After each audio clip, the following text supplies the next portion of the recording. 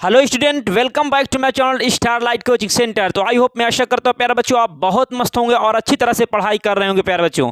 तो प्यारे बच्चों, आप सभी का स्टार लाइट कोचिंग सेंटर में स्वागत है। तो प्यारे बच्चों, आज हम आपको क्लास 10th अनसॉल्व के अंतर्गत थर्ड सेट नंबर 2025 का 822 वीवी जो कोड वाला पेपर जो सॉल्व करवा रहे हैं प्यारे बच्चों, उसका आज हम तीसरा पार्ट देने जा रहे हैं।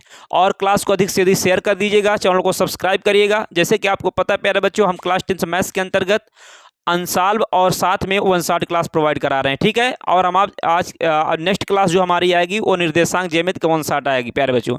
तो आज चलिए हम 24 नंबर एकदम से पक्के करेंगे, ठीक है। तो चलिए देरी ना करते हुए प्यारे बच्चों हम सेशन की शुरुआत करने जा रहे हैं। अगर सेशन पसंद है तो लाइक जरूर करिएगा, चैनल को सब्सक्राइब करिएगा। तो चलिए प्यारे बच्चों, क्वेश्चन नंबर दूसरा का पहला देखेंगे, ठीक है। तो चलिए स्क्रीन पर क्वेश्चन को देखिए।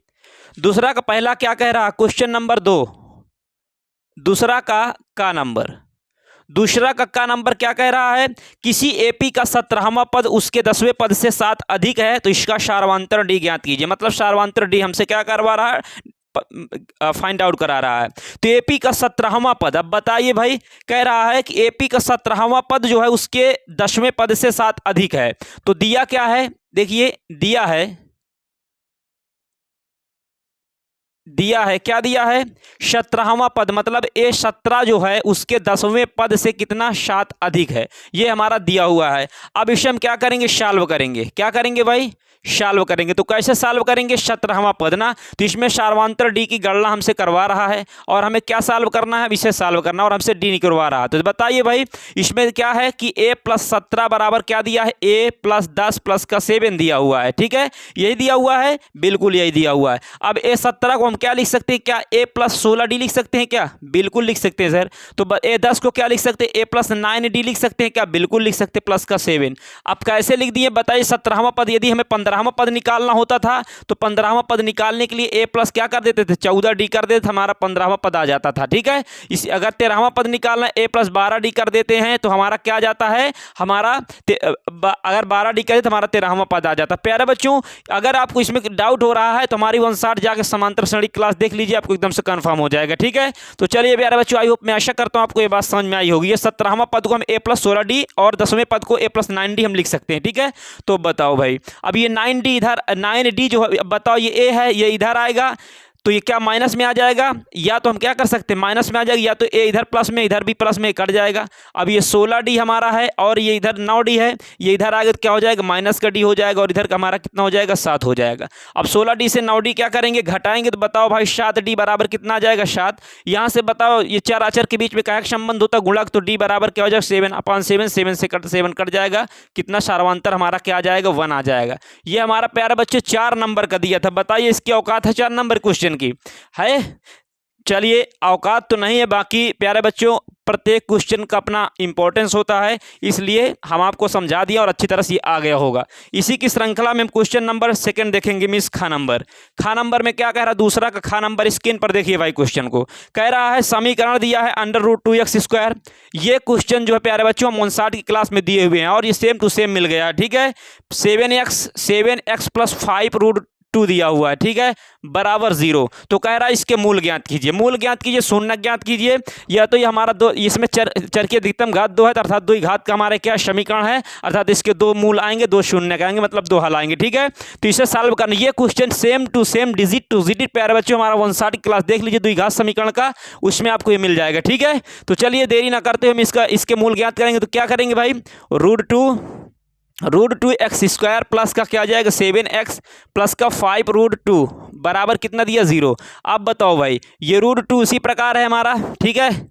√2 जो है, √2 हमारा क्या इस प्रकार, इसी प्रकार ये रहेगा, प्लस का 7x को हम क्या लिख सकते हैं, 7x को। अब बताओ मतलब इसमें क्या होता है, इसका अंतिम पद और प्रथम पद का गुणा किया जाए, उस गुणा को इस प्रकार सेट किया जाए, गुणा करने पर हमारा क्या आ जाए, गुणा करने पर हमारा ये प्रथम और अंतिम का गुणनफल है और जोड़ने या घटाने पर बीच वाली संख्या है। तो बताओ प्रथम पद और अंतिम पद कितना दिया है, 5 दिया हुआ, √2 दिया हुआ, इसका गुणा यदि हम √2 के साथ करवाते हैं तो बताओ 5 × 2 दूनी 4, इसका अब √2 को गुणा कराएंगे 2 ही हो जाएगा। ठीक है, 5 दूनी 10 आ रहा है। अब 10 को सेट करिए कि हमारा जोड़ने पर कितना आ जाए 7x। तो बताओ भाई क्या कर सकते, 5 दूनी कितना कर सकते हैं 10। तो बताओ 5 दूनी 7 हो जाए, गुणा करने पर 10 है, गुणा करने पर 10 आवे और जोड़ने या जोड़ने पर कितना आवे 7 आवे। तो 5 दूनी 10, 5 2 7, अर्थात ये क्या बन सकता है, या 2 × 5 भी कर सकते हैं। तो यहाँ पर हम क्या करेंगे 2x प्लस का क्या कर सकते हैं 7x को 5x लिख सकते हैं, बिल्कुल लिख सकते हैं, और 5√2 बराबर 0 हो जाएगा। तो प्यारे बच्चों ये क्या हो जाएगा यहाँ समझिए। अब इसे हमारा ये √2 उसी प्रकार रहेगा, x² उसी प्रकार रहेगा।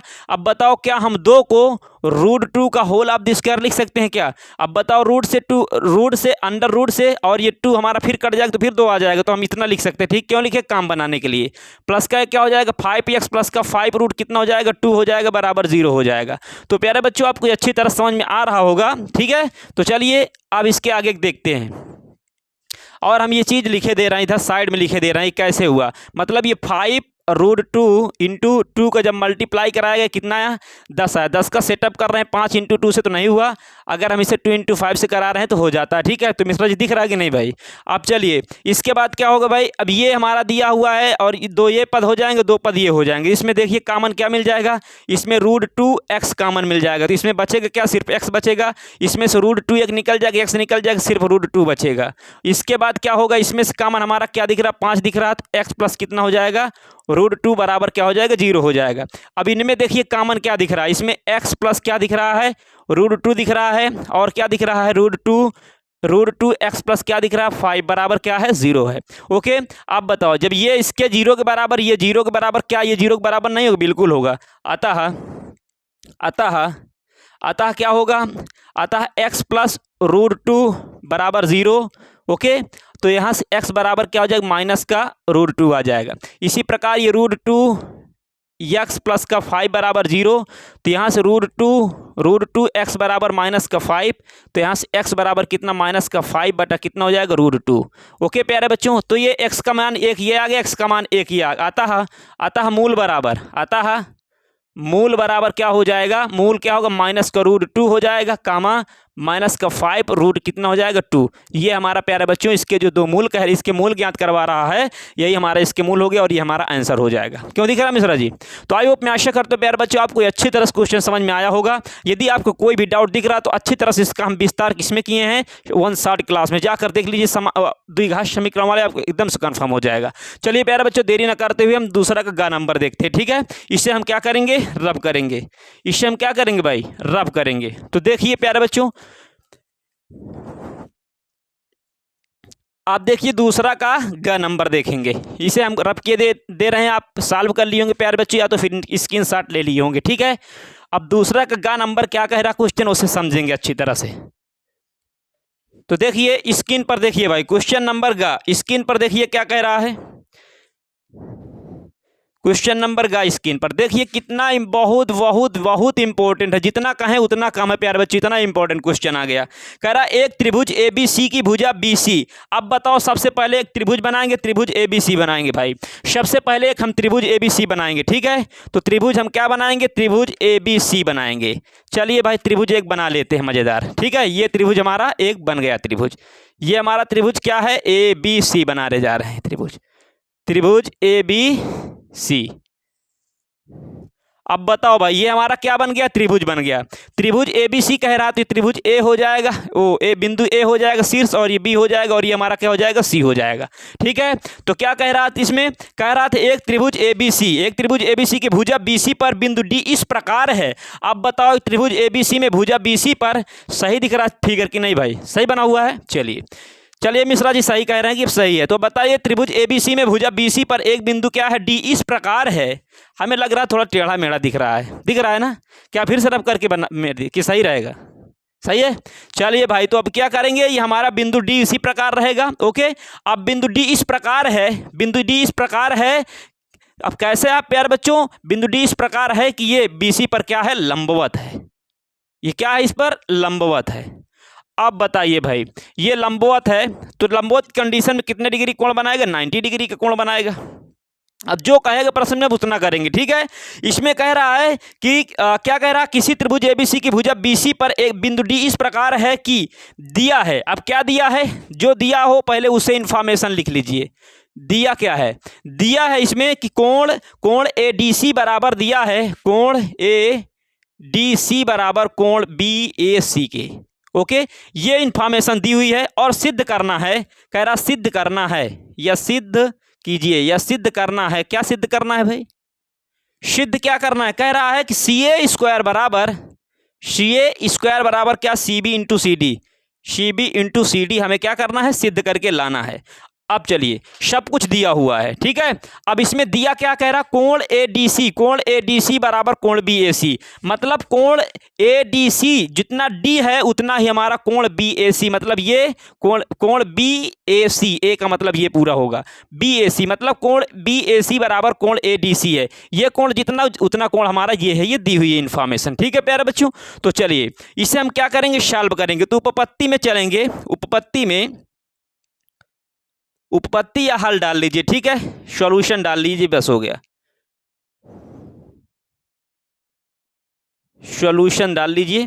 सॉल्यूशन में क्या होगा, दिया है, क्या दिया है, दिया पहले ये तो दिया हुआ, तो किस किस त्रिभुज की अब बात करेंगे, हमें ये सिद्ध करना, त्रिभुज ए बी सी, त्रिभुज ए बी सी व त्रिभुज ए डी सी। आप बताओ, त्रिभुज ए बी सी व त्रिभुज ए डी सी से काम बन जाएगा भाई। त्रिभुज ए बी सी व त्रिभुज ए डी सी में क्या है, त्रिभुज ए बी सी और त्रिभुज ए डी सी में कोण ए डी सी बराबर क्या दिया है, कोण बी ए सी। ये क्या है भाई, ये हमारा दिया हुआ है, क्या है, दिया है। कोण ए डी सी बराबर कोण बी ए सी क्या है, दिया है। और इसमें अब समझिए, अब जब कोण ए डी सी बराबर कोण बी ए सी दिया है, तो इसमें देखिए त्रिभुज बी ए सी में, मतलब कोण त्रिभुज ए बी सी में बताओ, ये ए सी जो भुजा है त्रिभुज ए बी सी की है। त्रिभुज ए डी सी में भुजा ए सी जो है, ए सी भुजा है, ये त्रिभुज ए डी सी की है। अर्थात ए सी भुजा क्या दिख रही है, क्यों मिश्रा जी, उभयनिष्ठ दिख रही है। अर्थात क्या कह सकते हैं, ए सी बराबर क्या कह देंगे, ए सी, ये क्या है, उभयनिष्ठ है, उभयनिष्ठ है। अब बताओ भाई, ये उभयनिष्ठ है।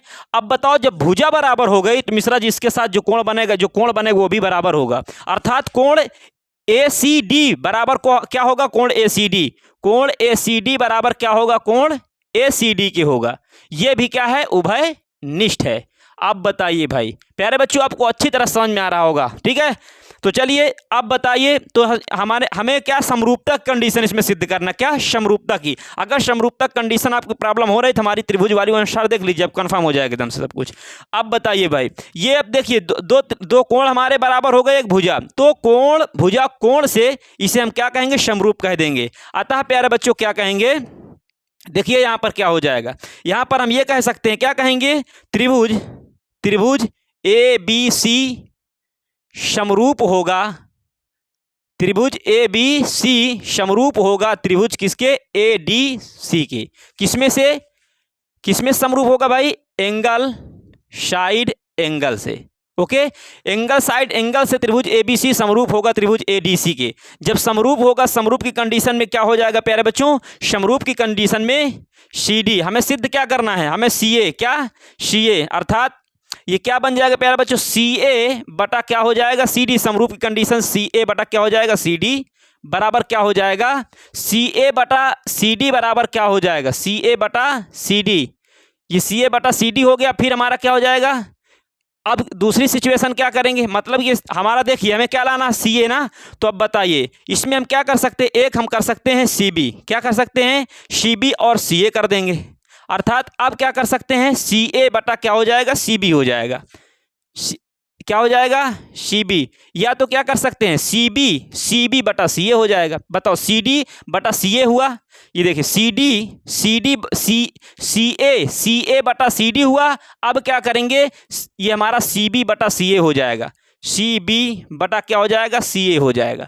तो अब इसका तिरिया गुणा कराएंगे, इसका इसके साथ गुणा, इसका इसके साथ करवाएंगे तो सी ए स्क्वायर हो जाएगा, इसका इसके साथ करवाएंगे तो सी बी इंटू क्या हो जाएगा, सी डी। यही हमसे क्या करवा रहा, प्रूफ करवा रहा, तो यही हमारा क्या होगा, हेंस प्रूफ होगा। और यही हमारा क्या होगा प्यारे बच्चों, फाइनल आंसर होगा। त्रिभुज एबीसी ही त्रिभुज एडीसी के समरूप होगा, किससे, एंगल साइड एंगल से। तो प्यारे बच्चों आई होप, मैं आशा करता हूं आपको अच्छी तरह से क्वेश्चन समझ में आया होगा। यदि किसी को कुछ डाउट हो तो प्यारे बच्चों आप क्या करिएगा, दोबारा इस वीडियो को देख लीजिएगा और अच्छी तरह से इसका डाउट क्लियर हो जाएगा। अब चलते इसी की श्रृंखला में क्वेश्चन नंबर नेक्स्ट में। तो चलिए प्यारे बच्चों अब देखेंगे हमारा सेकंड क्वेश्चन। इसे हम क्या करेंगे, रब करेंगे और इसका घ नंबर देखेंगे। ठीक है, आपको ये अच्छी तरह समझ में आया होगा। ये त्रिभुज की समरूपता कंडीशन है, एंगल साइड एंगल, समरूपता से इसे हम प्रूव किए हैं।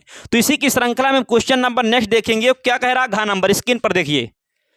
दूसरा का घ नंबर क्या कह रहा है, कह रहा है भाई, क्या कह रहा है, कह रहा है एक चतुर्भुज है, एक चतुर्भुज ए बी सी डी है, किसी वृत्त के परितः खींचा गया। अब बताओ भाई, इसमें वृत्त की कंडीशन बता दिए। सबसे पहले हम क्या करेंगे, एक वृत्त बनाएंगे। क्या बनाएंगे, एक सुंदर सा वृत्त बनाएंगे।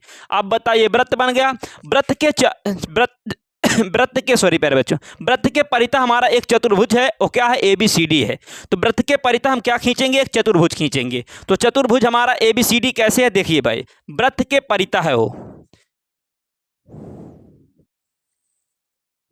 क्या है, वृत्त के परितः है।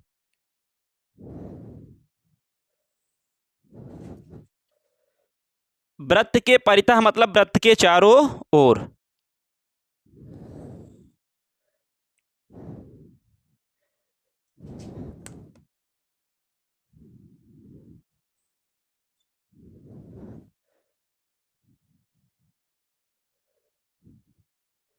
तो बताइए भाई, ये वृत्त बना हुआ है हमारा, वृत्त के परितः हम क्या बना दिए, वृत्त के परितः हम एक चतुर्भुज बना दिए। चतुर्भुज, वृत्त के परितः हम क्या बना दिए, एक चतुर्भुज बना दिए। अब क्या क्या कह रहा है, फिर से एक बार देख लेते हैं।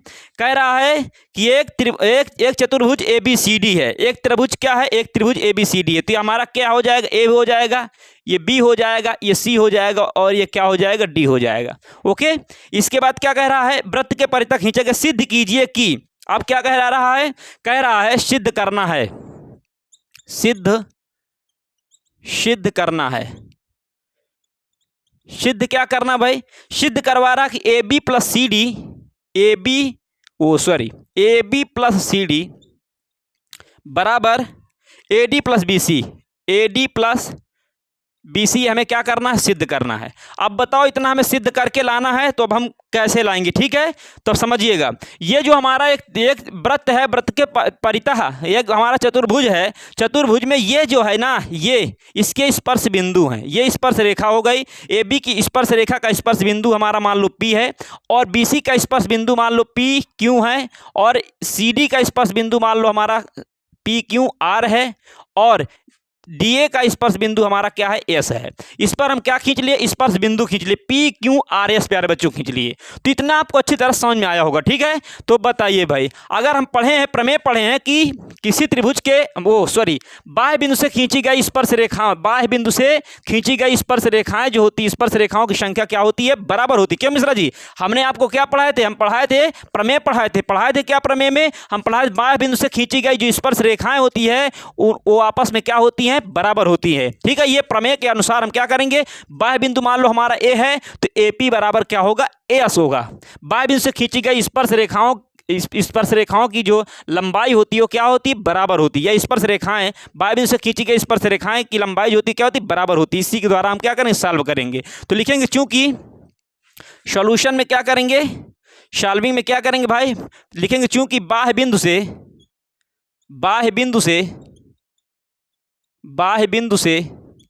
खींची गई स्पर्श रेखाएं,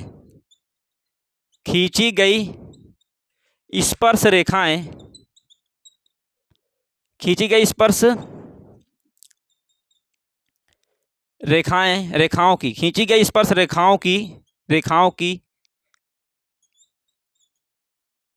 लंबाई समान होती है, सदैव लंबाई सदैव समान होती है, सदैव समान होती है। बाह्य बिंदु से खींची गई स्पर्श रेखाओं की जो लंबाई होती है सदैव क्या होती है, समान होती है। तो अब बताओ भाई, तब बताओ AP बराबर क्या होगा, AS होगा। तब क्या होगा, तब AP बराबर क्या होगा, AS होगा। BP बराबर क्या होगा, BQ होगा। BP बराबर क्या होगा, BQ होगा। और CR बराबर क्या होगा, CQ होगा।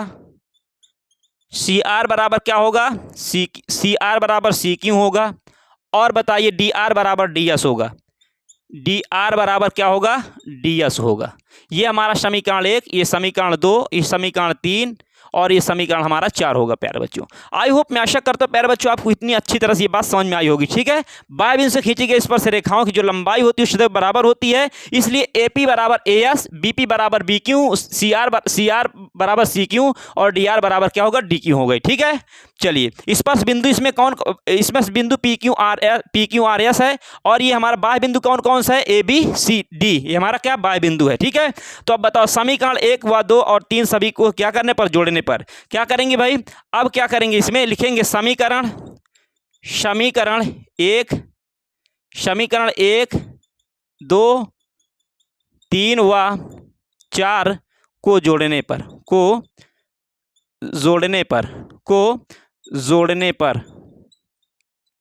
अब जोड़िए भाई, जोड़ेंगे तो बायां पक्ष के बराबर, दायां पक्ष के बराबर जोड़ेंगे। तो बताओ AP plus BP plus CR plus DR बराबर क्या हो जाएगा, बराबर हो जाएगा AS BQ प्लस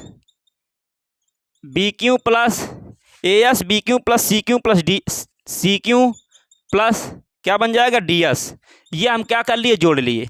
अब जोड़ने के बाद क्या करेंगे, जोड़ने के बाद हमें सिद्ध क्या करना है, ये AB प्लस CD बराबर AD प्लस BC। बताओ AB लाना, तो AB कैसे आ सकता है, AB ये रेखा से, ये स्पर्श रेखा जो है इससे आ सकता है। कैसे, AP धन BP PB को, क्यों मिश्रा जी, AP धन PB को क्या हम AB लिख सकते हैं, और क्या BQ प्लस QC को क्या हम BC लिख सकते हैं, क्या हम CR प्लस RD को क्या हम DC लिख सकते हैं, क्या हम DS और SA को क्या हम DA लिख सकते हैं। उसी प्रकार बताइए प्यारे बच्चों, अगर हमें AB लाना है तो AP धन PB को हम क्या, AP धन PB को क्या AB लिख सकते हैं। बताओ, यहां से लिखेंगे AP, तो बताओ ये हमारा AP है, AP प्लस BP, ये AP प्लस BP हो गया, और CR प्लस DR हो जाएगा। CR प्लस DR को क्या लिखेंगे, लिख लीजिए एक बार फिर से, CR प्लस DR। ये अब इसके बाद क्या है, अब हमें क्या लाना है, CD। अब CD कैसे मिलता, CR प्लस DR से हमारा CD मिल जाएगा। AD लाना है, AD कहाँ भाई, AD ये है, AD को हम क्या लिख सकते हैं, AS प्लस DS लिख सकते हैं। तो बताइए ये AS हो गया, प्लस ये DS यहाँ आ जाएगा, DS प्लस, तो इससे हमारा AD मिल जाएगा। अब हमें क्या लाना, BC लाना। तो BC कहाँ, ये BC को क्या लिख सकते हैं, BC को CQ प्लस BQ लिख सकते हैं। BQ प्लस CQ, इस दोनों को हम क्या लिख सकते हैं, इसे हम क्या लिख सकते हैं, AB। ये हमारा क्या, AP प्लस PB क्या हो जाएगा, AB हो जाएगा। इसी प्रकार ये हमारा क्या हो जाएगा, ये CD हो जाएगा। CD कहाँ से, CR प्लस RD हमारा क्या हो जाएगा, या CR प्लस DR हमारा CD बन जाएगा। ये हो जाएगा CD बराबर, इसी प्रकार ये हमारा क्या बन जाएगा, AD प्लस BC क्या बनेगा, ये AS प्लस DS कहाँ है, AS प्लस DS हमारा क्या बन जाएगा, AD, क्या बन जाएगा, AD प्लस ये BQ प्लस CQ क्या बन जाएगा, BC, क्या बन जाएगा, BC। अब बताइए प्यारे बच्चों, हमसे क्या करवा रहा था, यही तो हमसे सिद्ध करवा रहा था। अब इसे हम मेट देते हैं। ठीक है, यही तो हमसे क्या करवा रहा था, यही हमसे सिद्ध करवा रहा था, यही हमसे क्या प्रूव करवा रहा था, सिद्ध करवा रहा था। यही हम हेंस प्रूव कर देंगे प्यारे बच्चों, और यही हमारा क्या होगा, आंसर होगा। तो आई होप, मैं आशा करता हूँ प्यारे बच्चों आपको ये क्वेश्चन जो है अच्छी तरह समझ में आया होगा। यदि फिर भी आपको डाउट हो रहा है, दोबारा फिर से एक बार देख लीजिए, एकदम से कंफर्म हो जाए। कोई हमारे साथ चीज़ छोड़ते ही नहीं जिससे आपको डाउट हो। सिर्फ आप ये बात याद रखना, ये वेरी मोस्ट इंपॉर्टेंट बात है। ठीक है, ये नहीं भूलना चाहिए कि किसी बाह्य बिंदु से खींची गई स्पर्श रेखाओं की जो लंबाई होती है वो सदैव क्या होती है, समान होती है प्यारे बच्चों। तो चलिए चलते हैं नेक्स्ट क्वेश्चन की ओर प्यारे बच्चों। हाँ तो प्यारे बच्चों नेक्स्ट क्वेश्चन हमारा क्या दिया हुआ है, दूसरा का अंगा नंबर दिया हुआ, ठीक है। तो इसका हम क्या किए हैं, इसका हम सारणी बना लिए, मतलब क्या किए हैं, इसका हम वर्गंतराल की सारणी बना लिया और बारंबारता और संचयी बारंबारता में CF का, ठीक है। अब वर्गंतराल क्या क्या दिया है, 0 से 10 दिया है, क्या दिया है 0 से 10, 10 से 20 दिया है, 20 से 30 दिया है, 30 से 40 दिया है, ओके। फिर कहाँ तक दिया है, फिर हमारा 40 से 50, थोड़ा और दूर दूर लिख लेते हैं, ठीक है।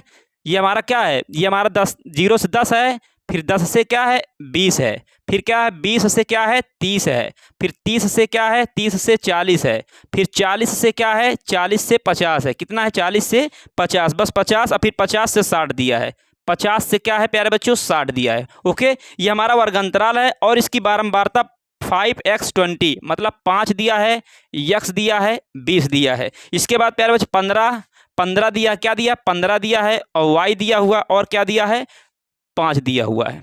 इसके बाद बताइए अब हम CF हमें निकालना, क्या निकालना है CF, और इसमें इंफॉर्मेशन क्या दी, क्वेश्चन नंबर स्क्रीन पर देखिए भाई संख्या नंबर, यदि दिए गए आवृत्ति वितरण के आंकड़ों का माध्यक, अब दिया क्या है सबसे पहले लिखेंगे, सबसे पहले जो जो दिया है वो लिख लेंगे, क्या दिया है, दिया है, थोड़ा और ऊपर से करते हैं, ठीक है, दिया है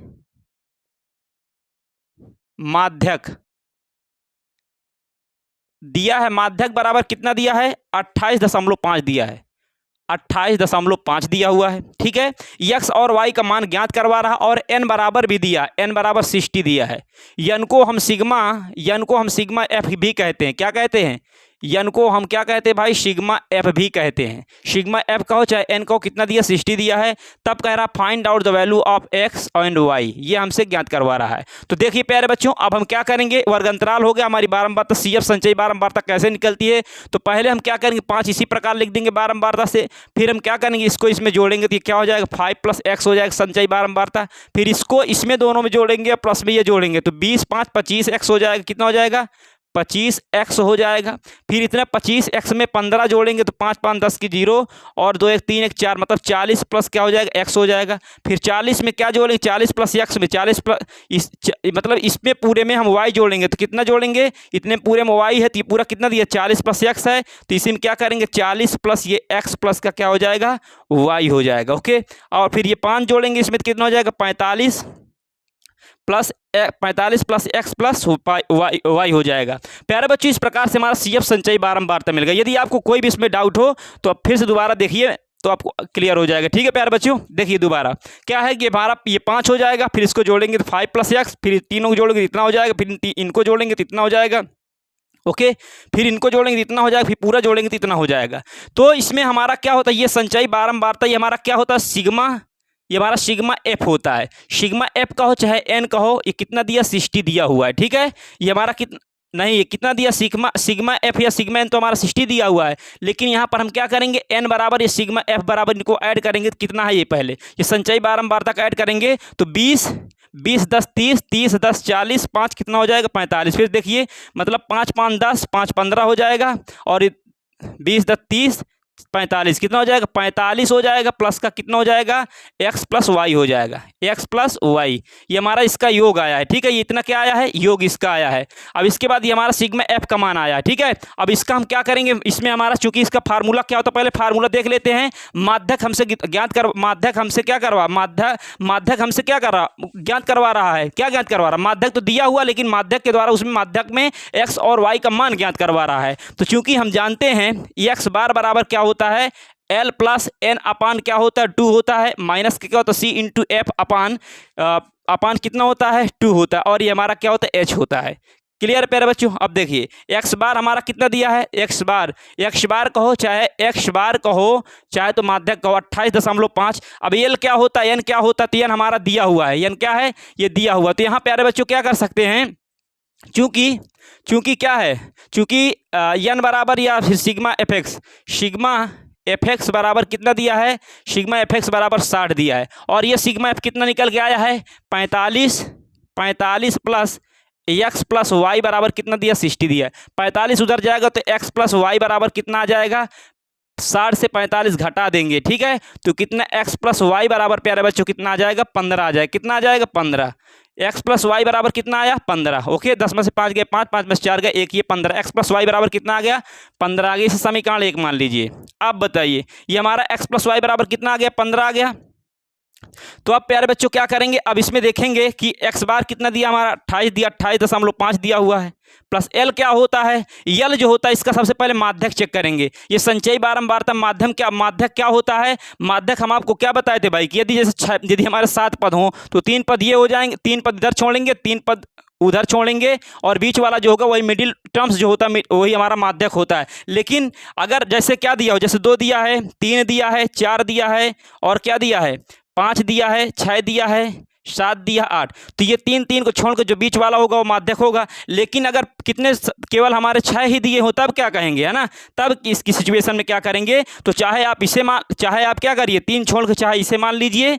ओके, ये 3 है, कहने का तात्पर्य ये हुआ कि ये 3 है और ये 3 है, तो इसमें किसको माध्यक कहें, है ना। तो इसमें क्या करिए ये 4 पद अलग कर लीजिए, तो इसे मान लीजिए, ये भी सही हो जाएगा। ठीक है, चाहे तो आप क्या करिए, चाहे तो आप ये 4 इधर मान लीजिए, इसको माध्यक मान लीजिए। मतलब कहने का तात्पर्य ये हुआ कि ये तीनों में इसको क्या कर सकते, इन तीनों को छोड़ करके नीचे, अब इसमें हम क्या करेंगे, माध्यक हम जो मानेंगे माध्यक हम इसे मान लेंगे। ओके, माध्यक क्या करेंगे इधर इसे मान लेंगे। तो इसे समझिए फिर से, जैसे 2 है, 3 है, 4 है, 5 है, 6 है ना, और क्या 7 है, ये 3 टर्म्स दिए हुए हैं। अब माध्यक किसे कहेंगे इस, है ना, 3 ये इधर भी है 3 इधर भी है, तो क्या करिए आप इसमें माध्यक 3 को छोड़ करके इनको हम इसको माध्यक मान लेते। उसी प्रकार इसमें क्या किए, इनको छोड़ करके हम इसे माध्यक मान लेते। ये माध्यक है हमारा, क्या है ये माध्यक है, ये क्या है माध्यक है।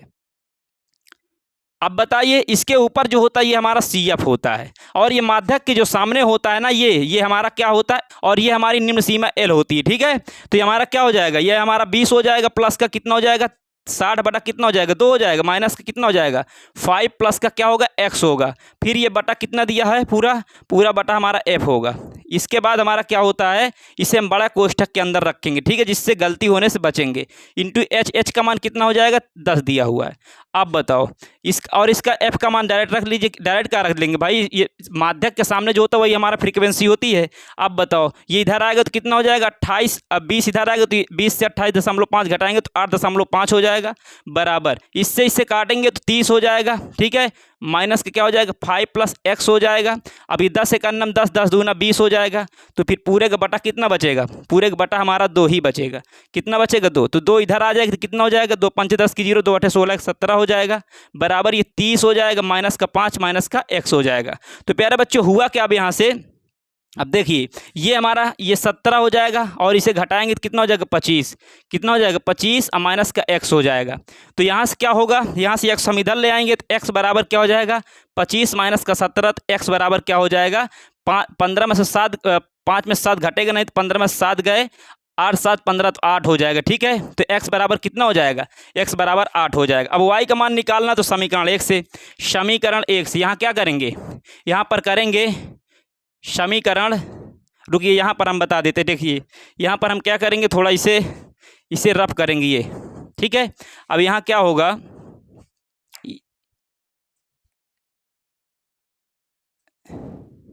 यहाँ पर क्या होगा x बराबर कितना हो जाएगा 25 माइनस कितना होगा 17, तो x बराबर कितना हो जाएगा दोस्त, यहाँ से 8 हो जाएगा, कितना हो जाएगा 8। अब x का मान समीकरण 1 में रखने पर, x का मान समीकरण 1 में रखने पर, 1 में रखेंगे तो क्या हो जाएगा समीकरण 1 क्या, x प्लस वाई बराबर कितना दिया है 15 दिया है। अब बताइए x का मान 8 है, प्लस का y बराबर 15 है, तो यहाँ से y बराबर कितना हो जाएगा 15 माइनस का 8, तो y बराबर कितना हो जाएगा 7। तो अतः x और y के मान तो क्या कहेंगे, अतः x व y क्या होगा भाई, अतः x व y कितना हो जाएगा 8, 7, यही हमारा क्या होगा प्यारे बच्चों आंसर होगा। तो प्यारे बच्चों आई होप मैं आशा करता हूँ आपको क्वेश्चन अच्छी तरह समझ में आया होगा। तो आपको करना क्या, पहले माध्यक दिया था सिग्मा एफ, वही हमारा एन होता है, एक्स और वाई के मान निकलवा रहा था, हमारा फार्मूला गलत लिख गया था, एक्स बार बराबर एल प्लस एन अपान 2 माइनस सी एफ बटा कितना एफ होता है। एफ हमारी फ्रीक्वेंसी बारंबारता क्या होती है, माध्यक के जस्ट सामने वाला पद जो होता है वो हमारा फ्रीक्वेंसी बारंबारता एफ होती है, और इसके सामने जो वर्गंतराल होता है उसका जो वर्गंतराल का जो निम्न सीमा होती है वो एल का मान होता है। ठीक है, एल 20 हो गया। इस प्रकार से हम किए ए और सी एफ हमारा 5 + x हो गया। माध्यक ऊपर वाला जो होता है सी एफ होता है।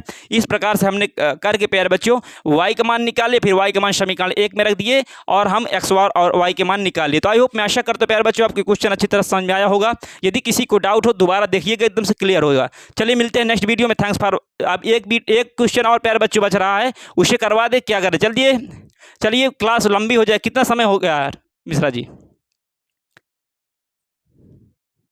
तो चलिए प्यारे बच्चों, समय जो है क्लास का क्या हो जाएगा, ज़्यादा हो जाएगा। अब हम क्या करते हैं, नेक्स्ट सेशन में करवाते हैं। Thanks for watching this video. Love you, take care, bye bye प्यारे बच्चों।